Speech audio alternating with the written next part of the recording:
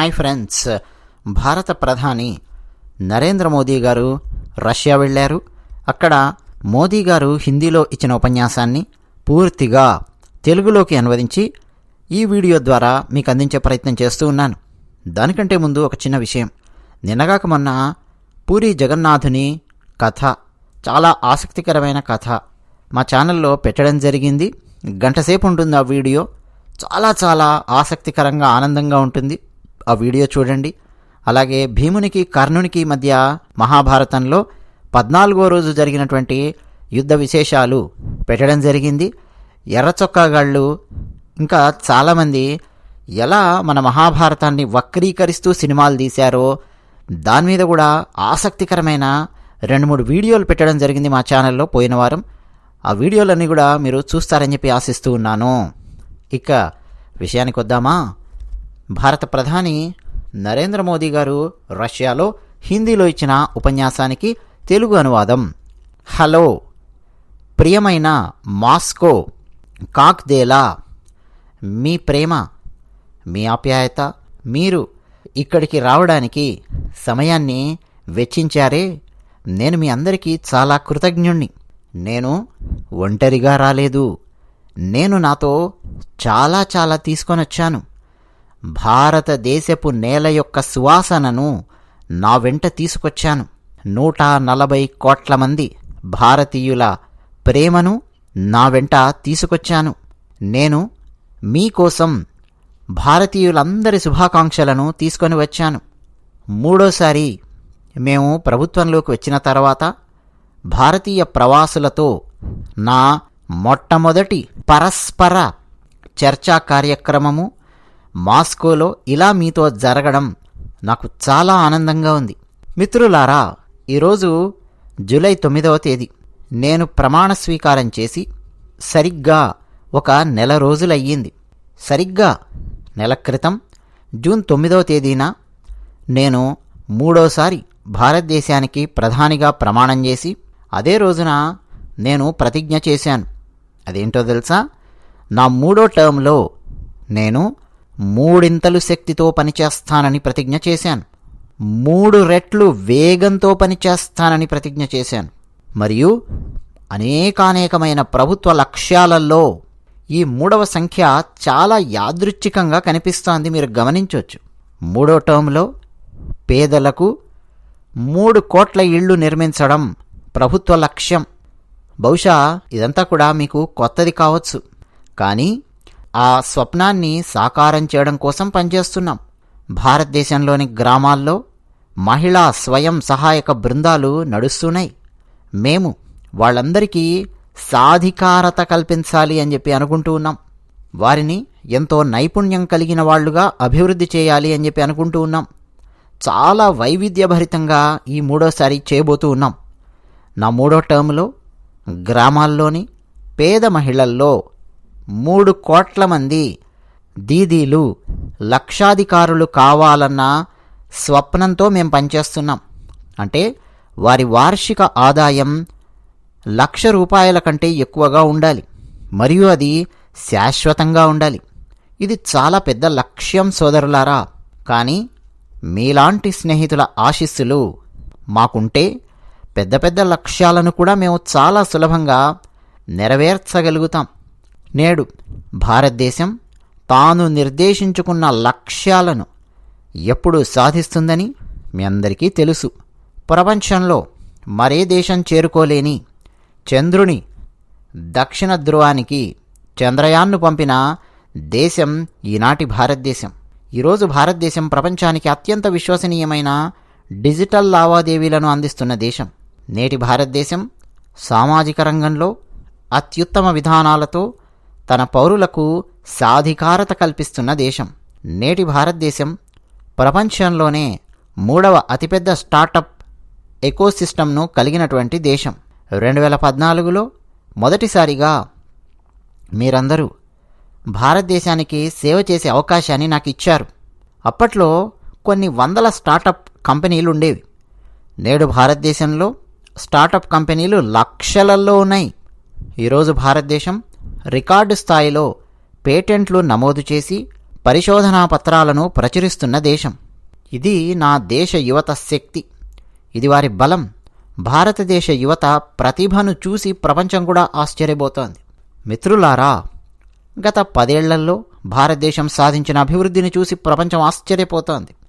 ప్రపంచం నుండి ప్రజలు భారతదేశానికి వచ్చినప్పుడు, అంటే వివిధ దేశాల నుంచి భారతదేశానికి వచ్చినప్పుడు వాళ్ళు అంటూ ఉంటారు ఒకే మాట, భారతదేశం మారుతోంది అంటూ ఉంటారు. మీరు కూడా భారతదేశానికి వచ్చినప్పుడు ఎన్ఆర్ఐ మిత్రులారా, మీకు కూడా అలా అనిపిస్తుందా లేదా? అనిపిస్తోంది కదూ. భారతదేశం యొక్క పునరుజ్జీవాన్ని, భారతదేశం యొక్క నూతన సృష్టిని మీరందరూ చూస్తున్నారు. దాన్ని మీరు స్పష్టంగా చూడగలుగుతున్నారు. భారతదేశం G20 లాంటి అతిపెద్ద సమావేశాన్ని విజయవంతంగా నిర్వహించినప్పుడు ప్రపంచం ఒకే ఒక్క స్వరంతో ఏమంటోందో తెలుసా? భారతదేశం మారుతోంది అంటోంది ప్రపంచం. భారతదేశం కేవలం 10 ఏళ్లలో తన విమానాశ్రయాల సంఖ్యను రెట్టింపు చేసినప్పుడు ప్రపంచం భారతదేశం మారుతోంది అని అంటోంది. భారతదేశం 40,000 కిలోమీటర్ల కంటే ఎక్కువ రైలు మార్గాలను విద్యుదీకరించినప్పుడు, ఈ సంఖ్య గుర్తుంచుకోండి సోదరులారా, 40,000 కిలోమీటర్లు రైలు మార్గాలను విద్యుదీకరించినప్పుడు కేవలం 10 ఏళ్లలో భారతదేశం యొక్క ఈ శక్తిని ప్రపంచమంతా గుర్తించి ఒకే మాట అంటోంది ప్రపంచం. ఏమని? భారతదేశం మారుతోంది అని. నేడు భారతదేశం డిజిటల్ చెల్లింపుల్లో సరికొత్త రికార్డులు సృష్టిస్తున్నప్పుడు, ఈనాటి భారతదేశం L1 పాయింట్ నుంచి సూర్యుని చుట్టూ తిరగగలిగేంతటి విప్లవాన్ని పూర్తి చేస్తున్నప్పుడు, నేటి భారతదేశం ప్రపంచంలోనే ఎత్తైన రైల్వే వంతెనను నిర్మిస్తూ ఉన్నప్పుడు, నేటి భారతదేశం ప్రపంచంలోనే అత్యంత ఎత్తైన విగ్రహాన్ని నిర్మిస్తూ ఉన్నప్పుడు ప్రపంచం మొత్తం చెప్తోంది భారతదేశం మారుతోంది అని. మరి భారతదేశం మారుతోంది అంటున్నాం. ఎలా మారుతోంది? భారతదేశం ఎలా మారుతోంది కానీ ఎలా మారుతోంది? ఆలోచించండి. భారతదేశం తన 140 కోట్ల మంది పౌరుల యొక్క సామర్థ్యాన్ని విశ్వసిస్తోంది. ఆ 140 కోట్ల మంది పౌరులే భారతదేశపు భవితవ్యాన్ని మారుస్తూ ఉన్నారు. ప్రపంచవ్యాప్తంగా విస్తరించి ఉన్న భారతీయుల బలాన్ని భారతదేశం విశ్వసిస్తోంది మరియు గర్విస్తోంది. అందుకే భారతదేశం మారుతోంది. 140 కోట్ల మంది భారతీయులు ఇప్పుడు ప్రతిజ్ఞ చేసి ఒకే మాట అంటున్నారు, అభివృద్ధి చెందిన భారతదేశంగా మన దేశాన్ని చూడాలి అనే కలను నెరవేర్చుకోవడం కోసం భారతీయులందరూ నడుం బిగించి కదులుతూ ఉన్నారు. మాకు సహాయ సహకారాలు అందిస్తూ ఉన్నారు. భారతదేశం కష్టపడి పనిచేస్తోంది. ప్రతి రైతు కష్టపడి పనిచేస్తున్నాడు. ప్రతి యువకుడు కష్టపడి పనిచేస్తున్నాడు. ప్రతి పేదవాడు కష్టపడి పనిచేస్తూ ఉన్నాడు. భారతదేశం ఎదగాలి అన్న లక్ష్యంతో పనిచేస్తూ ఉన్నాడు. అందుకే భారతదేశం మారుతోంది సోదరులారా. ఈరోజు నా భారతీయ సోదరులు మరియు సోదరీమణులు ప్రపంచంలోని వివిధ ప్రాంతాలలో నివసిస్తున్నారు. భారతీయులైన మీరందరూ మీ మాతృభూమి సాధించిన విజయాల పట్ల మీ ఛాతిని పైకెత్తి, తలలు పైకెత్తి గర్వపడుతూ ఉన్నారు. ఈరోజు మీ భారతదేశం ఏ ఉన్నత శిఖరాలను తాకుతుందో మీరు గర్వంగా నలుదిశలా చాటి చెప్పండి. మీ విదేశీ స్నేహితుల ముందు భారతదేశం గురించి ప్రస్తావన వచ్చిన వెంటనే మీరు భారతదేశం సాధించిన విజయాల పూర్తి జాబితాను ఇవ్వండి. వాళ్ళు వింటూ ఉంటారు. ఒక్కటే అడుగుతాను, నేను చెప్పేది నిజమా కాదా చెప్పండి. మీరు అలా చేస్తారా లేదా? మీరు ప్రపంచం యొక్క నలుదిశలకు వెళ్ళినప్పుడు, మీ విదేశీ మిత్రులతో మాట్లాడినప్పుడు భారతదేశం సాధిస్తున్నటువంటి ఈ ఘన విజయాల గురించి మాట్లాడతారా లేదా? మీరు గర్వపడుతున్నారా లేదా భారతదేశం సాధిస్తున్నటువంటి విజయాలను చూసి? ప్రపంచం మిమ్మల్ని చూసే విధానం కూడా మారిందా లేదా ఆలోచించండి. గత 10 ఏళ్లలో 140 కోట్ల మంది భారతీయులు ఇటువంటి కలలను సాకారం చేస్తూ ఉన్నారు మిత్రులారా. నేడు 140 కోట్ల మంది భారతీయులు దశాబ్దాలుగా కొనసాగుతున్న సమస్యలను పరిష్కరించగలము అని చెప్పి నమ్ముతూ ఉన్నారు. మిత్రులారా, చాప కింద నీరులా అణిచివేసి దేశం మనుగడ సాగించడం అన్నది ఆమోదయోగ్యం కాదని మనందరికీ తెలిసిందే. నేటి 140 కోట్ల మంది భారతీయులు ప్రతి రంగంలోనూ అగ్రగామిగా నిలిచేందుకు సిద్ధమవుతున్నారు. మీరు కూడా చూశారు, అతి భయంకరమైన కోవిడ్ సంక్షోభం నుంచి మనం మన ఆర్థిక వ్యవస్థను బయటకి తీసుకురావడమే కాదు సోదరులారా, భారతదేశం ప్రపంచ ఆర్థిక వ్యవస్థలలో అత్యంత బలమైన ఆర్థిక వ్యవస్థగా ఒకటిగా మారి నిలదొక్కుకోగలిగింది. మనం మన మౌలిక సదుపాయాల యొక్క లోపాన్ని గుర్తించి తొలగించడమే కాకుండా ప్రపంచ ప్రమాణాల మైలు రాయిని అందుకునే దిశలో మన మౌలిక సదుపాయాలను పెంచుకుంటూ రికార్డు సృష్టిస్తున్నాం. మా ఆరోగ్య సేవలను భారతదేశంలో మెరుగుపరచడమే కాకుండా దేశంలోని ప్రతి పేదవాడికి ఉచిత చికిత్సా సౌకర్యాలను కూడా అందిస్తున్నాం. ప్రపంచంలోనే అతిపెద్ద ఆరోగ్య భరోసా పథకం ఆయుష్మాన్ భారత్ను నడుపుతూ ఉన్నాం. ఇది ప్రపంచంలోనే అతిపెద్ద పథకం. ఇదంతా ఎలా జరుగుతోంది మిత్రులారా, ఆలోచించండి. అది ఎవరి వల్ల జరుగుతోంది? 140 కోట్ల మంది భారతీయుల వల్ల జరుగుతోందని మళ్ళీ చెప్తున్నాను. భారతీయులు కలలు కన్నారు, భారతీయులు తీర్మానాలు చేస్తున్నారు, భారతీయులు విజయం సాధించడానికి కష్టపడుతున్నారు, భారతీయులు ఇష్టపడి విజయాన్ని సాధిస్తూ ఉన్నారు. భారతీయుల కృషి, అంకిత భావం, విధేయత వల్ల ఇది సాధ్యమవుతోంది. మిత్రులారా, భారతదేశంలో ఈ మార్పు కేవలం వ్యవస్థలు, మౌలిక సదుపాయాలకు సంబంధించింది మాత్రమే కాదు. ఈ మార్పు దేశంలోని ప్రతి పౌరుడిలో, ప్రతి యువకుడిలో ఆత్మవిశ్వాసం ఏ స్థాయిలో పెరిగిందో మీరు గమనిస్తే తెలుస్తుంది. విజయానికి మొదటి మెట్టు మీ ఆత్మవిశ్వాసం అని మీకు తెలుసు. 2014కి ముందు మనం నిరాశల గోతిలో కూరుకుపోయాం. నిరాశ, ఎటు చూసినా నిరాశ అందరినీ చుట్టుముట్టి ఉంది. కానీ నేడు భారతదేశం నిరాశలో లేదు, ఆత్మవిశ్వాసంతో నిండి ఉంది. ఒకే వ్యాధితో 2 రోగులు ఆసుపత్రిలో ఉంటే వైద్యులు సమాన సామర్థ్యం కలిగి ఉన్నటువంటి వాళ్ళను గమనిస్తే ఒకరు నిరాశలో ఉన్న యోగి, మరొకరు ఆత్మవిశ్వాసంతో నిండిన రోగి అనుకోండి. అప్పుడు మీరు ఆత్మవిశ్వాసంతో నిండినటువంటి రోగిని గమనిస్తే మీకు తెలుస్తుంది. కొన్ని వారాలలోనే ఆసుపత్రి నుంచి వారు బయటికి వస్తారు. నిస్పృహలో ఉన్న రోగిని మరొకరు ఎత్తుకొని ఆసుపత్రి నుంచి తీసుకెళ్ళాలి. తేడా ఎక్కడుంది? ఆత్మవిశ్వాసంలో ఉంది. నేటి భారతదేశం ఆత్మవిశ్వాసంతో నిండి ఉంది. సమస్యలు వచ్చినా సరే ఆత్మవిశ్వాసంతో నిలదొక్కునే ప్రయత్నం చేస్తోంది భారతదేశం. ఇది భారతదేశం యొక్క గొప్పదనం. మిత్రులారా, మీరు ఈ మధ్యకాలంలో T20 వరల్డ్ కప్ ఆ విజయాన్ని జరుపుకోవడం గమనించారు. మీరు కూడా విజయాన్ని జరుపుకున్నారు. T20 విజయం యొక్క ఆ సెలబ్రేషన్స్ మీరు చేసుకున్నారు. ఇప్పుడు ఇక్కడ కూడా మీరు ఆ విజయాన్ని జరుపుకోవాలని నేను ఖచ్చితంగా అనుకుంటున్నాను. మిత్రులారా, మీకు గర్వంగా ఉందా లేదా? ప్రపంచ కప్ గెలవడానికి అసలు కథ కూడా విజయ యాత్రే. నేటి యువ భారతదేశం చిట్ట చివరి బంతి వరకు, చిట్ట చివరి క్షణం వరకు వదిలిపెట్టదు. ఓటమిని అంగీకరించడానికి సిద్ధంగా లేని వారి పాదాలు విజయాలను వచ్చి ముద్దాడే ఆ రోజును మీరు చూశారు. విజయం వచ్చి సరాసరి వారి పాదాలను ముద్దాడింది. ఎలా?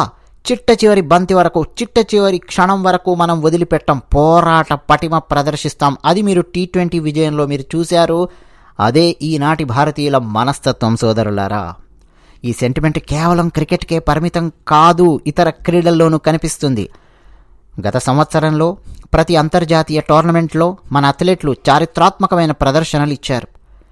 ఈసారి కూడా భారత్ నుంచి ప్యారిస్ ఒలింపిక్స్కు గొప్ప టీమును మనం పంపుతున్నాం. మీరు చూస్తారు, టీం మొత్తం అథ్లెట్ల సత్తా ఎలా ఉంటుందో, ఎలా చూపిస్తారో మీరు చూస్తారు. భారతదేశం యొక్క యువ శక్తిలో ఉన్నటువంటి ఈనాటి విశ్వాసమే భారతదేశానికి నిజమైన పునాది, నిజమైన పెట్టుబడి. మన పెట్టుబడి ఏంటనుకున్నారు? యువశక్తిలో ఉన్నటువంటి విశ్వాసమే మన పెట్టుబడి. మిత్రులారా, ఈ యువశక్తి 21వ శతాబ్దంలో భారతదేశాన్ని కొత్త శిఖరాలకు తీసుకెళ్లే అతిపెద్ద సామర్థ్యాన్ని చూపుతోంది. మీరందరూ చూస్తారు. మిత్రులారా, ఎన్నికల వాతావరణం ఎలా ఉందో టీవీలలో చూసి తీరాల్సిందే. ఎవరేం చెప్తున్నారు, ఎవరేం చేస్తున్నారు? మిత్రులారా, గత 10 ఏళ్లలో భారతదేశం సాధించిన అభివృద్ధి జస్ట్ ఒక ట్రైలర్ మాత్రమే అని నేను ఎన్నికల సమయంలో చెప్పాను. అంటే దాని అర్థం ఏంటి? రాబోయే 10 సంవత్సరాలు మరింత వేగంగా, ప్రచండమైన వేగంగా వృద్ధి చెందబోతూ ఉన్నాయి. సెమీ కండక్టర్ నుంచి ఎలక్ట్రానిక్స్ తయారీ వరకు, గ్రీన్ హైడ్రోజన్ నుంచి ఎలక్ట్రిక్ వాహనాల వరకు, ప్రపంచ స్థాయి మౌలిక సదుపాయాల వరకు భారతదేశం యొక్క కొత్త ఊపు ప్రపంచ అభివృద్ధి యొక్క సరికొత్త అధ్యాయాన్ని లిఖిస్తుంది. నేను చాలా బాధ్యతతో ప్రపంచ అభివృద్ధిని కాంక్షించి చెప్తున్నాను సోదరులారా. నేటి ప్రపంచ ఆర్థిక వ్యవస్థ వృద్ధికి భారతదేశం 15% దాకా సహకారాన్ని అందిస్తోంది. రాబోయే కాలంలో ఇది మరింత విస్తరించడం ఖాయం. ప్రపంచ పేదరికం నుంచి వాతావరణ మార్పుల వరకు ప్రతి సవాలు చేయడంలో భారతదేశం ముందడుగు వేస్తోంది. ప్రతి సవాలును సవాలు చేయడం మన డిఎన్ఏలోనే ఉంది సోదరులారా, మర్చిపోకూడదు.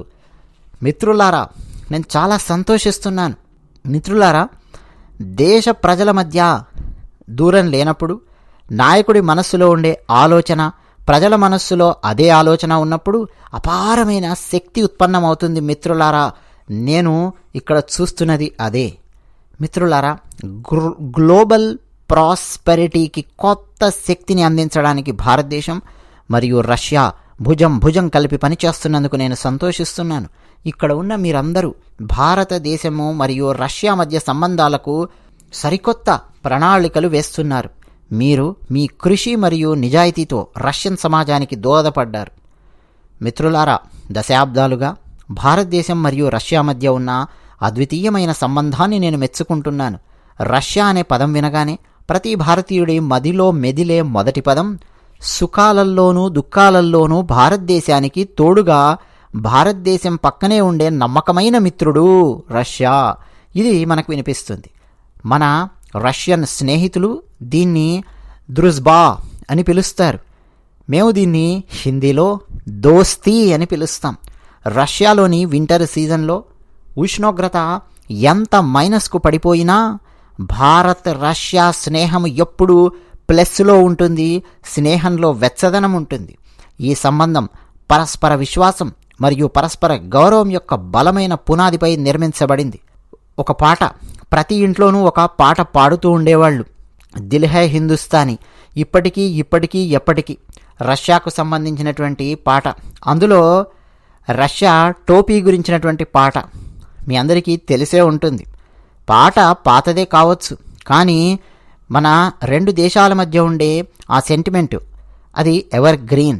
పూర్వకాలంలో మిస్టర్ రాజ్ కపూర్, మిథున్ దా ఇలాంటి కళాకారులు భారతదేశానికి రష్యాకు మధ్య సాంస్కృతిక స్నేహాన్ని బలపరిచారు. మన సినిమా భారతదేశం మరియు రష్యా సంబంధాలను ముందుకు తీసుకెళ్ళింది. ఈరోజు మీరందరూ భారతదేశము మరియు రష్యా మధ్య స్నేహాన్ని బలపరుస్తూ కొత్త దిశల్లోకి తీసుకెళ్లారు. రష్యా కూడా భారతదేశంతో స్నేహాన్ని మరింత గాఢంగా పెనవేసుకోవడానికి కొత్త ప్రణాళికలు రచిస్తోంది. మా సంబంధాల మధ్య ఉండే బలం చాలాసార్లు కాలం చేత పరీక్షింపబడింది. ప్రతిసారి మా స్నేహం చాలా బలంగా నిలబడి సరికొత్తగా ఉద్భవిస్తూ వస్తోంది. మిత్రులారా, భారతదేశం మరియు రష్యా మధ్య ఉండే ఈ స్నేహం కోసం నా ప్రియమైన మిత్రుడు అధ్యక్షుడు పుతిన్ నాయకత్వాన్ని నేను ప్రత్యేకంగా అభినందిస్తున్నాను. 2 దశాబ్దాలకు పైగా ఈ భాగస్వామ్యాన్ని బలోపేతం చేయడంలో ఆయన గొప్ప కృషి చేశారు. నేను గత 10 సంవత్సరాలలో 6వసారి రష్యాకు వచ్చాను. ఈ సంవత్సరాలలో మేము ఒకరినొకరం 17 సార్లు కలుసుకున్నాం. ఈ సమావేశాలన్నీ విశ్వాసాన్ని పెంచాయి, గౌరవాన్ని పెంచాయి. మా భారతీయ విద్యార్థులు సంఘర్షణలో ఇక్కడ చిక్కుకున్నప్పుడు వారిని తిరిగి భారతదేశానికి తీసుకురావడంలో అధ్యక్షుడు పుతిన్ మాకు సహాయం చేశారు. ఇందుకు రష్యా ప్రజలకు, నా స్నేహితుడు రష్యా అధ్యక్షుడైనటువంటి పుతిన్కు మరోసారి కృతజ్ఞతలు తెలియజేస్తున్నాను. మిత్రులారా, నేడు మన యువత పెద్ద సంఖ్యలో రష్యాకు చదువుకోవడానికి వస్తున్నారు. వివిధ రాష్ట్రాల సంఘాలు కూడా ఇక్కడ ఉన్నాయి రష్యాలో అని చెప్పి నాకు చెప్పారు. దీని కారణంగా రష్యాలో ఉన్నటువంటి ప్రతి రాష్ట్రంలో గమనిస్తే మన భారతదేశంలో ఉన్నటువంటి ప్రతి రాష్ట్రంలోని పండగలు రష్యా అంతటా పండగలు, ఆహారం, భాష, మాండలికం, పాటలు, సంగీతము అవన్నీ కూడా వైవిధ్యభరితంగా ఇక్కడ మిగిలిపోయి ఉన్నాయి. ఇక్కడ మీరు హోళీ నుంచి దీపావళి వరకు ప్రతి పండగను రష్యాలో ఎంతో వైభవంగా జరుపుకుంటారు. భారతదేశ స్వాతంత్ర్య దినోత్సవాన్ని కూడా ఇక్కడ ఉత్సాహంగా జరుపుకుంటారన్న విషయము మాకు తెలుసు. ఈసారి ఆగస్టు 15 మరింత అద్భుతంగా ఉండాలని నేను ఆశిస్తున్నాను. ఈసారి ఆగస్టు 15వ తేదీని రష్యాలో ఘనంగా జరుపుకోండి. గత నెల కూడా ఇక్కడ అంతర్జాతీయ యోగా దినోత్సవం సందర్భంగా వేలాది మంది పాల్గొన్నారు. ఆ వీడియోలు, ఫోటోలు నేను చూశాను. నాకు ఇంకో విషయం చూసినప్పుడు ఇక్కడ బాగా అనిపిస్తోంది. ఇక్కడ ఉన్నటువంటి మా రష్యన్ స్నేహితులు కూడా మీతో సమానంగా మన భారతీయ పండగలన్నింటినీ జరుపుకుంటూ ఉన్నారు. ఈ ప్రజలు మన ప్రజలకు కనెక్ట్ కావడం ప్రభుత్వాల పరిధి దాటి ఎంతో ఉన్నతమైనది. ఇదే ఒక భారీ శక్తి, స్నేహంలోని ఒక శక్తి. మిత్రులారా, ఈ సానుకూలత మధ్య నేను కూడా మీతో మరో శుభవార్త పంచుకోవాలనుకుంటున్నాను. ఏం శుభవార్త వచ్చిందా అని మీరు ఆశ్చర్యపోతున్నారేమో. కజాన్ మరియు ఎకటెరిన్బర్గ్ ఈ 2 పట్టణాలలో 2 కొత్త కాన్సులేట్లను ప్రారంభించాలని చెప్పి మేము నిర్ణయించుకున్నాం. ఇది మన 2 దేశాల మధ్య రాకపోకలను మరియు వ్యాపారాన్ని సులభతరం చేస్తుంది. మిత్రులారా, ఆస్ట్రాఖాన్లోని ఇండియా హౌజ్ కూడా మన సంబంధాలకు గుర్తు. 17వ శతాబ్దంలో గుజరాత్ నుంచి వర్తకులు వచ్చి అక్కడ స్థిరపడ్డారు ఆస్ట్రాఖాన్లో. నేను గుజరాత్ రాష్ట్రపు ముఖ్యమంత్రిని అయ్యాక అక్కడికి వెళ్ళాను. నార్త్ సౌత్ ట్రాన్స్పోర్ట్ కారిడార్ నుంచి తొలి కమర్షియల్ సరుకు కూడా 2 ఏళ్ల క్రితం అక్కడికి చేరుకుంది. ఈ కారిడార్ ముంబై మరియు ఆస్ట్రాఖాన్ ఓడరేవుల మధ్య ఉన్నటువంటి ఆ నగరాన్ని కలుపుతున్నటువంటి కారిడార్ చాలా అద్భుతంగా పనిచేస్తోంది. ఇప్పుడు మేము చెన్నై, వ్లాడివోస్టాక్, ఈస్టర్న్ మ్యారిటైమ్ కారిడార్పై కూడా మేము పనిచేస్తూ ఉన్నాం. అంతేకాదు, గంగా, వోల్గా నాగరికత చర్చల ద్వారా మన 2 దేశాలు ఒకరినొకరు మళ్ళీ మళ్ళీ ఆవిష్కరించుకునే విధంగా ముందుకు కొనసాగుతూ ఉన్నాయి. స్నేహితులారా, 2015లో నేను ఇక్కడికి వచ్చినప్పుడు 21వ శతాబ్దం భారతదేశానికే చెందుతుంది అని గట్టిగా చెప్పాను. అప్పుడు నేను చెప్పాను, ఈరోజు ప్రపంచం ఆ విషయం చెప్తోంది. ప్రపంచంలోని నిపుణులందరిలో ఈ విషయంపై ఇక ఎలాంటి వివాదము లేదు. 21వ శతాబ్దం భారతదేశానిదే అని ముక్త కంఠంతో అందరూ అంటున్నారు. నేడు ప్రపంచ నేస్తంగా భారతదేశం ప్రపంచానికి కొత్త విశ్వాసాన్ని ఇస్తోంది. భారతదేశం యొక్క పెరుగుతున్న ఈ సామర్థ్యాలు మొత్తం ప్రపంచానికి స్థిరత్వాన్ని, శ్రేయస్సును అందించే ఆశను ఇచ్చాయి. న్యూ ఎమర్జింగ్ మల్టీపోలార్ వరల్డ్ ఆర్డర్లో భారతదేశం బలమైన స్తంభంగా కనిపిస్తోంది. భారతదేశం శాంతి, చర్చలు మరియు దౌత్యం గురించి మాట్లాడినప్పుడు ప్రపంచం మొత్తం వింటుంది. ప్రపంచంలో ఎప్పుడు ఏ సంక్షోభం వచ్చినా దాన్ని చేరుకునే మొట్టమొదటి దేశంగా భారతదేశం నిలుస్తుంది. ప్రపంచం యొక్క అంచనాలను నెరవేర్చడానికి భారతదేశం ఎటువంటి అవకాశాన్ని వదలదు. చాలా కాలంగా ప్రపంచం ఇన్ఫ్లుయెన్స్ ఓరియంటెడ్ గ్లోబల్ ఆర్డర్ని చూసింది. నేటి ప్రపంచానికి సంగమం కావాలి, ప్రభావం కాదు. సభలను, సంగమాలను పూజించే భారతదేశం కంటే ఈ సందేశాన్ని ఎవరు బాగా అర్థం చేసుకోగలరు, ఎవరు బాగా ఇవ్వగలరు? మిత్రులారా, మీరందరూ రష్యాలో భారతదేశానికి బ్రాండ్ అంబాసిడర్లు. ఇక్కడ మిషన్లో కూర్చున్నవారు రాయబారులు కాదు, లేదా మిషన్ వెలుపల ఉన్నవారు జాతీయ రాయబారులు కాదు. మీరు రష్యా మరియు భారతదేశం మధ్య సంబంధాలను బలోపేతం చేస్తూ ఉండండి. మిత్రులారా, 60 ఏళ్ల తర్వాత భారతదేశంలో 3వసారి ప్రభుత్వం ఎన్నిక కావడమే చాలా పెద్ద విషయం. మళ్ళీ అదే ప్రభుత్వం వచ్చింది భారతదేశంలో. అయితే ఈ ఎన్నికల్లో అందరి దృష్టి, కెమెరాలు మోడీపైనే ఫోకస్ కావడం వల్ల అనేక ఇతర ముఖ్య కార్యక్రమాలను ప్రజలు పట్టించుకోలేదు. ఈ ఎన్నికల మాదిరిగానే 4 రాష్ట్రాలలో కూడా ఎన్నికలు జరిగాయి. అరుణాచల్ ప్రదేశ్, సిక్కిం, ఆంధ్రప్రదేశ్, ఒరిస్సా మరియు ఈ 4 రాష్ట్రాలలో ఎన్డీఏ క్లీన్ స్వీప్ మెజారిటీతో గెలిచింది. ఇప్పుడు మహాప్రభు జగన్నాథ్ జీ జై జగన్నాథ్ యాత్ర కొనసాగుతోంది. ఒరిస్సా భారీ విప్లవం మనం అక్కడ గమనించాం. అందుకే ఈరోజు ఒరియా కండువా కప్పుకొని నేను మీ మధ్యకు వచ్చాను. ఒడిస్సాలో భారతీయ జనతా పార్టీ ప్రభుత్వం ఏర్పడడం మాత్రమే కాదు, జగన్నాథ్ మహారాజ్ రథయాత్ర కొనసాగుతోంది. దానికి గుర్తుగా ఈరోజు ఒరియా కండువా కప్పుకొని మీ మధ్యకు వచ్చాను అన్న విషయాన్ని ఒక్కసారి గుర్తు చేస్తున్నాను.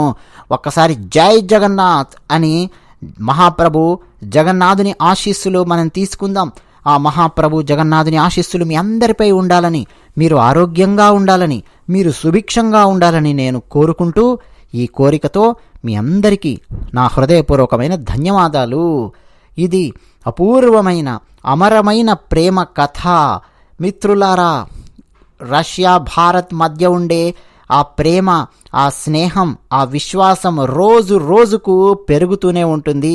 కలలను తీర్మానాలుగా మారుస్తూ కృషితో ప్రతి తీర్మానం సాధించుకుంటూ ముందుకు దూసుకెళ్దాం. ఈ విశ్వాసంతో మరొక్కసారి మీ అందరికీ నా హృదయపూర్వక కృతజ్ఞతలు తెలియజేస్తూ ఉన్నాను. నాతో కలిపి చెప్పండి, భారత్ మాతాకి జై, భారత్ మాతాకి జై, భారత్ మాతాకి జై.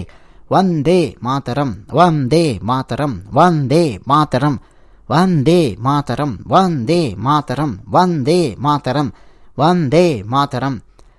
ఎన్నో ఎన్నో ధన్యవాదాలు. అమ్మా, ఇదండి భారత ప్రధాని నరేంద్ర మోదీ గారు రష్యాలో అక్కడ ఉన్నటువంటి మన భారతీయ ఎన్ఆర్ఐలో అక్కడికి వస్తే వాళ్ళందరినీ ఉద్దేశించి చేసినటువంటి ప్రసంగం అన్నమాట. ఇంకా నరేంద్ర మోదీ గారు చాలా చాలా విషయాలు విడివిడిగా సమావేశాలలో మాట్లాడారు. అవి కూడా మనం ఇతర వీడియోస్లో చర్చించుకునే ప్రయత్నం చేద్దాం, విశ్లేషించుకునే ప్రయత్నం చేద్దాం. వీడియో పూర్తిగా చూసిన వాళ్ళందరికీ మరొకసారి నేను ధన్యవాదాలు చెప్తూ ఉన్నాను.